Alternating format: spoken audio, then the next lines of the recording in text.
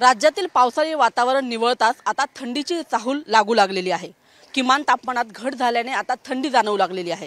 सध्या मी दादरच्या परिसरामध्ये आहे आणि राज्यभराची आपण जर परिस्थिती पाहिली तर राज्याच्या अनेक भागामध्ये आपण पाहत आहोत की जो पारा आहे तो 14 अंशापेक्षाही खरं तर खाली गेलेला आहे।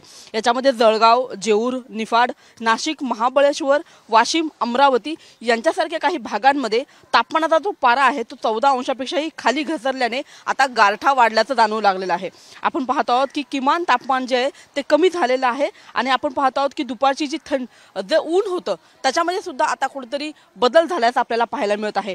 एकूणच आपण पाहत आहोत की ईशान्य बंगाल उपसागरामध्ये समुद्र सपाटीपासून जे चक्राकार वाऱ्यांची जी स्थिती असते ती कायम आहे। मात्र दक्षिण कर्नाटकमध्ये समुद्र सपाटीपासून आपण बघतो की जे वारे आहेत ते आता वाहायला सुरुवात झालेली आहे आणि त्याच्यामुळे काहीसा वातावरणातला बदल आपल्याला जाणवू लागलेला आहे। आपण पाहत आहोत की राज्यामधलं जे ढगाळ वातावरण होतं, पावसाचं वातावरण होतं ते आता कमी झालेलं आहे। दुपारी जो उन्हाचा चटका लागत होता तो आता कमी झालेला आहे आणि सकाळी हवेतील जो गारवा आहे तो वाढलेला आहे। आपण पाहत आहोत की जे राज्यातलं दुपारचं जे वातावरण असायचं ते 30 अंशाच्या पुढे आहे आणि सकाळचं जे वातावरण आहे ते आता आपण पाहत आहोत की 14 अंशाच्याही खाली गेलेलं आहे आणि त्याच्यामुळे आपण पाहत आहोत की राज्यामध्ये कुठेतरी आता एक थंडीची चाहूल जी आहे ती लागू लागलेली आहे। जो गारठा आहे तो वाढलेला आहे। मुंबईमध्ये सुद्धा अशीच परिस्थिती काहीशी पाहायला मिळत आहे आणि सकाळी मुंबईकरांना सुद्धा आता थंडी सुरू झाल्याची चाहूल खतर लागू लागलेली आहे।